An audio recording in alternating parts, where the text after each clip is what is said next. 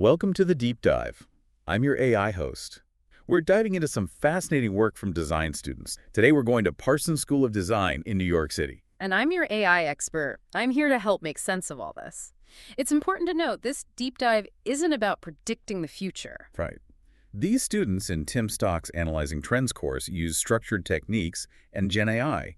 They analyzed and speculated about future trends. Exactly. Speculative design helps us uncover multiple potential futures, not just one fixed outcome. Makes sense. We're going to be exploring a compilation of 13 student projects. Each one tackles a different facet of life as we might experience it in the years to come. The students used a structured analytical technique. It was augmented by Gen AI. This allowed for rigorous and in-depth exploration of these potential futures. Okay, let's get started. First up is Carolyn Finn's project Future of Film Scores. She explores a future where movie soundtracks react to your very own heartbeat. So Carolyn's research reveals a shift from passive listening to interactive soundscapes. Imagine AI-composed scores adapting to your emotions via biometric sensors. It's almost like the movie is responding to you, becoming a unique experience for each viewer. Carolyn even envisions interactive listening rooms.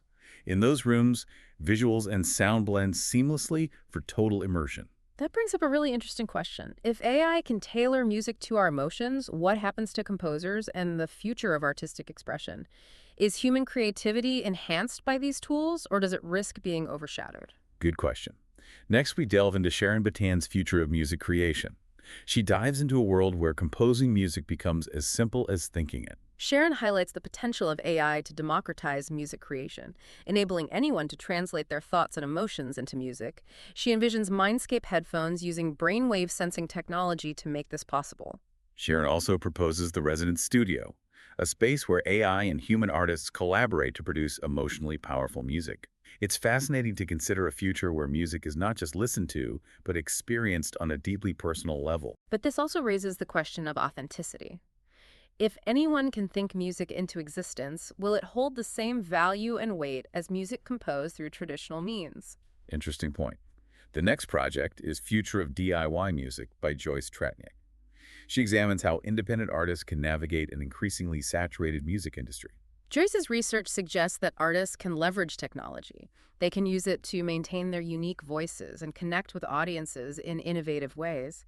She highlights the rise of hybrid concert circuit platforms. Those platforms offer a sustainable and decentralized way for artists to perform live from anywhere in the world, reducing their environmental impact while reaching a global audience. Joyce also envisions creativity plus connection hubs, digital platforms that seamlessly blend music creation and social interaction. This points towards a future where the lines between artist-fan and collaborator become increasingly blurred. Next up, we're jumping into the world of sports with Alex Liao's project, Future of Sports. He explores how technology is blurring the boundaries between physical and digital sporting experiences. Alex's work highlights the potential of athlete-sponsored immersive arenas, where athletes can curate personalized fan experiences. Imagine training alongside your favorite athlete in a virtual reality environment, blurring the lines between spectator and participant. Wow. He also introduces the concept of sport league sandboxes, decentralized platforms where fans and athletes can collaboratively shape the rules and structure of sports, leading to a more dynamic and engaging experience. Such a shift suggests a future where sports become more inclusive, engaging fans not only as viewers but as active participants in the evolution of the games they love. Absolutely. Next, let's explore how technology might reshape the very fabric of relationships. Nika Berezitsky's project, Future of Marriage, delves into this complex topic. Nika's research reveals a future where relationships are fluid and personalized, supported by technology and a growing acceptance of diverse models. Imagine relationship eco-communities, sustainable living spaces designed for various relationship structures. Interesting. She proposes an app called Unity, using blockchain contracts and AI to facilitate modular relationship management. Couples could personalize their partnership agreements based on their unique needs and values. This vision raises some thought-provoking questions. While the flexibility of such arrangements is appealing, does it potentially diminish the core values of commitment and lifelong partnership that have traditionally defined marriage? Good point. Now we turn to a project that reimagines the very concept of a museum. Julie Roquette and Mirela Abdullayeva's Future of Museums project. They suggest a future where museums become spaces for not just education, but also well-being. They envision the Wellness Museum, a sensory-driven experience that prioritizes mental well-being and connection. suggesting a future where museums are as much about personal growth and reflection as they are about historical artifacts. I like that. They also propose museums of the commons, globally interconnected, co-curated spaces accessible to anyone, anywhere. This democratizes access to cultural heritage, dismantling the barriers of location and socioeconomic status. This raises the question of curation and control.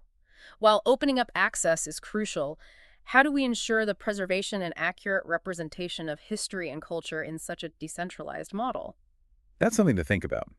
Let's shift our focus to the urban landscape and Mariana Malashkina's Future of Cities project. She explores how cities are adapting to pressing challenges like climate change and resource scarcity. Mariana envisions cities functioning more like living organisms, seamlessly integrating nature into urban design. Her research points towards adaptive public spaces, community-focused hubs that evolve alongside the needs of the people. She also introduces the concept of printable cities, where buildings and infrastructure are constructed using 3D printing, allowing for adaptability and resource efficiency.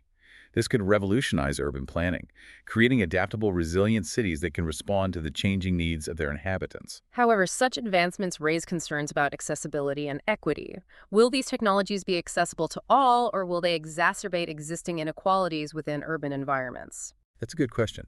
Okay, now let's focus on a specific type of city with Camille Bowen's project, Future of Southern Cities. She examines how these cities facing unique challenges are crafting their own paths toward resilience and equity. Camille's research highlights the emergence of modular community spaces that adapt to meet evolving needs. From arts and healthcare to mutual aid programs, these spaces act as versatile hubs fostering community resilience and resource sharing. Fascinating. She also introduces the idea of symbiotic urban networks, where southern cities share resources and governance to enhance collective resilience and economic independence. This suggests a future where cities collaborate to address common challenges and create a more interconnected and equitable South. This collaborative approach raises questions about governance and decision-making. How do we ensure that these networks operate transparently and equitably, representing the diverse voices within these communities? Those are important considerations. Let's venture from bustling city streets into the realm of hospitality. In Amelia Neal's project, Future of Hotels, she envisions a future where hotels cater to a new generation of travelers who are seeking sustainable and immersive experiences. Amelia proposes adaptive hospitality hubs. They feature modular rooms that can be customized to guest preferences and AI-powered services that enhance the travel experience. Imagine a hotel room that instantly adjusts to your preferred temperature lighting, and even provides personalized recommendations for local attractions based on your interests. That would be amazing. She also introduces the concept of global regenerative tourism networks, interconnected hubs designed to minimize the environmental impact of travel. These networks would prioritize authentic cultural immersion and connection, fostering responsible and sustainable tourism. This raises an important question. How do we balance the desire for unique and personalized experiences with the need to protect fragile ecosystems and cultures from the potential negative impacts of tourism? Right. Next, we're going to be exploring Momoko Sato's project, Future of Beauty and Wellness Tourism. It examines how eco-conscious practices and technology are redefining luxury in the beauty and wellness industry. Momoko envisions serene luxe spas. They offer personalized treatments utilizing AI-powered diagnostics and sustainable practices to create a holistic wellness experience. These spaces would prioritize both personal well-being and environmental responsibility. I can get behind that. Yeah. She also introduces eternal wellness resorts, sustainable luxury hubs that combine advanced wellness programs with zero-waste beauty solutions. Imagine a spa experience that not only rejuvenates you, but also minimizes its environmental footprint, leaving a positive impact rather than a trace. However, such a vision raises a critical question. Can luxury and sustainability truly coexist, or will these sustainable practices simply become another exclusive offering for the privileged few? That's a great question. Our next stop is the culinary world. With Min Chang's Future of Restaurants, he envisions a future where dining becomes an immersive experience, blending technology and sustainability to create truly personalized culinary journeys. Min proposes evolving plates, restaurants that allow diners to customize their meals using interactive digital interfaces, catering to individual dietary needs and preferences. Imagine a menu that adapts in real time to your allergies, cravings, and even suggests pairings based on your mood. That's amazing. He also introduces adaptive dining ecosystems, decentralized networks of restaurants that prioritize sustainability cultural exchange, and immersive dining experiences. These ecosystems would foster connections between food producers, chefs, and diners, creating a more transparent and sustainable food system. This interconnected approach raises a crucial question. How do we ensure that these technological advancements enhance rather than detract from the core human elements of shared meals and social interaction? It's an important consideration. Next, we delve into the world of fashion with Aya Afsh's project Future of Fashion. She explores how sustainability and inclusivity are reshaping the industry through circular design models, augmented reality, and innovative biomaterials. Aya proposes circular digital wardrobe systems, blockchain-enabled platforms where users can swap garments, track their clothing's life cycle, and make more informed decisions about their fashion choices. This would encourage a shift from fast, disposable fashion to a more conscious and sustainable approach. She also envisions regenerative fashion ecosystems, decentralized hubs that create sustainable, personalized garments on demand, utilizing AI-driven tailoring and local manufacturing to minimize waste and environmental impact. This represents a future where fashion becomes more responsible and personalized. However, the widespread adoption of such systems raises concerns about data privacy and security. How do we ensure that personal data collected through these platforms is protected and used responsibly? That's an important point. Now let's turn our attention to the evolution of menswear. With Ben Steadman's project, Future of Men's Fashion, he examines how technological advancements and evolving societal norms are driving the industry towards sustainability, personalization, and inclusivity. Ben envisions the rise of upgraded personalized retail, decentralized hubs that produce functional, sustainable clothing tailored to individual needs. This shift would move away from mass production and embrace a more personalized and responsible approach to menswear. Interesting. He also introduces the uniform store, genderless retail environments offering modular and functional clothing designs that transcend traditional gender norms. This points towards a future where clothing is no longer defined by gender, but by individual expression and functionality. This shift towards inclusivity raises an important question. How do we ensure that these new models of fashion production and consumption benefit all members of society, regardless of their gender identity or economic background? We have to think about these things. And finally, we conclude our exploration of these student projects with Alexandria Benedict Zbana Iqbal and Victoria Lamou's project, Future of Couture. They envision a future where this exclusive world of high fashion embraces technology and sustainability to become more accessible and inclusive. They propose the virtual atelier, digital platforms that offer interactive couture design and customization experiences, democratizing access to this once rarefied world. Imagine being able to collaborate with a couture designer from the comfort of your own home, creating a truly personalized and unique garment. I love that. Their work also highlights the living gown, decentralized couture hubs that create garments using biomaterials and augmented reality, blurring the lines between the physical and digital. This suggests a future where high fashion embraces sustainability, becoming more conscious of its environmental impact while pushing the boundaries of creativity and design. However, this vision raises a critical question. How do we ensure that the democratization of couture doesn't dilute its artistry and craftsmanship, which have always been central to its allure? That's a great question. We've now journeyed through all 13 student projects from Tim Stock's Analyzing Trends course. What overarching themes have you noticed so far? These projects, while diverse in their focus, all demonstrate a deep engagement with the forces shaping our future. They grapple with the complexities of technological advancement, urging us to consider how we might leverage these tools responsibly to create a more sustainable, equitable, and meaningful world. Yeah, it's fascinating to see how these students aren't just showcasing potential futures, they're really questioning the implications of their visions.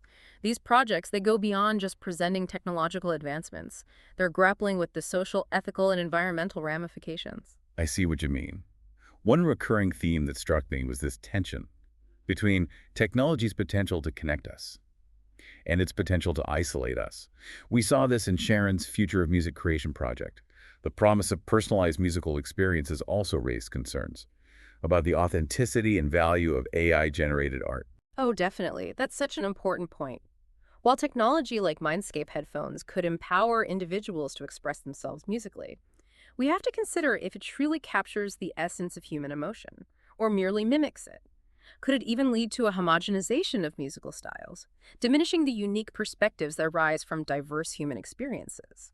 Yeah, that's something to think about. And this tension between connection and isolation also surfaced in Nika's Future of Marriage project. The Unity app, with its modular relationship agreements, could provide flexibility and customization. But it makes you wonder, if such a system might inadvertently lead to a more transactional view of relationships, potentially undermining the depth of commitment and emotional connection that's often seen as core elements of lasting partnerships. Another noteworthy aspect is the emphasis on decentralization across several projects. The rise of platform cooperatives, blockchain technology, and community-driven initiatives suggests a shift away from traditional power structures towards more distributed models of governance and resource management. Yeah, you see this really clearly in Joyce's future of DIY music, with the hybrid concert circuit platforms, and in Alex's future of sports, where sport league sandboxes empower fans to actively participate in shaping the future of the sports they love. It's a move towards greater autonomy and community ownership. Right, and this trend towards decentralization reflects a growing desire for greater transparency, accountability, and individual empowerment. It suggests a future where power is more evenly distributed, fostering greater collaboration and collective decision-making. That sounds promising. But we can't overlook the challenges of decentralization either. Managing and coordinating decentralized systems effectively requires trust, collaboration, and shared responsibility among participants. We need to develop robust frameworks and governance mechanisms to ensure these systems are equitable, transparent, and resilient. Exactly, and I think several projects also highlight the ongoing tension between optimism and caution regarding the future. These students aren't simply presenting utopian visions of technological progress, they're engaging with the complexities and the potential downsides, prompting us to think critically about the choices we make today and their long-term consequences. That's a good point. It's apparent in Momoko's future of beauty and wellness tourism, which envisions eco-conscious spas and resorts. While these initiatives promote sustainable practices, they also raise concerns about accessibility and equity. Will these sustainable practices remain exclusive offerings for a privileged few, or can they be made accessible to a wider population? Similarly, Carolyn's project on the future of film scores, with its biometrically adaptive soundtracks, raises questions about the impact of AI on human creativity. While AI could enhance storytelling and personalize the viewing experience, we need to be mindful of its potential to homogenize creative output and potentially marginalize the role of human composers. It's a reminder that technological advancements aren't inherently good or bad, but their impact depends on how we choose to use them. So it seems these students are encouraging us to view the future not as a predetermined outcome, but rather as a landscape of possibilities that we actively shape through our choices and actions. Indeed, and one striking aspect is their emphasis on interdisciplinary thinking. These students aren't just designers, they're researchers, storytellers, and systems thinkers. They draw upon insights from various fields, psychology, sociology, economics, environmental science, to develop holistic solutions that address complex, interconnected challenges. It's like they're taking a step back and viewing these trends not in isolation, but as part of a larger interconnected web of systems and relationships. They're prompting us to think about the ripple effects of our actions and to consider how seemingly disparate trends might converge or clash in unexpected ways. This interdisciplinary approach is crucial. In navigating the complexities of the 21st century, it underscores the importance of collaboration across disciplines and sectors to address the multifaceted challenges we face and to create solutions that are both innovative and sustainable. So the projects highlight the importance of design, not just as a means of creating aesthetically pleasing objects or experiences, but as a powerful tool for shaping systems, behaviors, Yeah. and ultimately the world we inhabit. It's about designing for a better future, a future that aligns with our values and aspirations, a future that's not merely technologically advanced, but one that prioritizes human well-being, social justice, and environmental sustainability. And these students' visions, while speculative, are deeply rooted in an understanding of current trends and their potential trajectories. They serve as a call to action, prompting us to consider not just what might be, but what we want to be, and the steps we can take to realize that vision. But how do we bridge the gap between these thought-provoking concepts and real-world implementation? How do we translate these visions into tangible actions that can shape a more desirable future? That's the real question. That's where the real work begins. These projects serve as blueprints, sparking conversations and inspiring action. They encourage us to engage with our communities, collaborate across disciplines, and advocate for policies that support the development and implementation of these innovative ideas. It's about fostering a culture of innovation and collaboration, where diverse voices and perspectives are valued, and where experimentation and risk-taking are encouraged. It's about empowering individuals and communities to be active participants in shaping the future, not just passive recipients of its unfolding. Right, these projects remind us that the future isn't a fixed destination, but a journey we embark on together. It's a journey that requires us to be adaptable, resilient, and willing to embrace the unknown. And above all, it's a journey that demands our collective imagination, ingenuity, and commitment to create a future that's not just technologically advanced, but one that is equitable, sustainable, and truly fulfilling for all. It really is striking. As we go deeper into these student projects, it becomes clear they're not just about predicting or designing the future. They're more about making us reflect on our values and what kind of world we want. Right. They remind us that the future isn't something that happens to us, it's something we create through our actions and choices. One of the most interesting parts of these projects for me is their focus on sustainability. And it goes beyond just being eco-friendly. It's about completely rethinking our connection to the planet and to each other. Yeah, we see that shift to a more connected approach in projects like Amelia's Global Regenerative Tourism Networks and Alexandria's Zubana and Victoria's The Living Gown, where sustainability is part of the whole experience. These projects are challenging us to move from just taking and using to looking after things and taking responsibility. They're showing us our choices today matter for the future. I see that. Another big theme Yeah. is the focus on inclusivity and accessibility, making sure everyone benefits from technology. Right. Projects like Julia and Morella's Museums of the Commons and Ben's The Uniform Store show how design can break down barriers and empower those who have been left out. They're picturing a future where everyone has access to knowledge and culture, no matter their background or where they are. It's amazing. But these projects also acknowledge that technology isn't perfect. They want us to think about how it affects privacy, fairness, and power. Absolutely. There are questions about data security and bias in algorithms. And if we don't develop technology carefully, it could actually make things less fair. That's a good point. It reminds us we need to think about the consequences when it comes to technology, not just the cool new things it can do. At the end of the day, these projects show how important people are in shaping the future. They emphasize that technology is just a tool. It can be good or bad. It depends on the people using it. Right. It all comes down to us.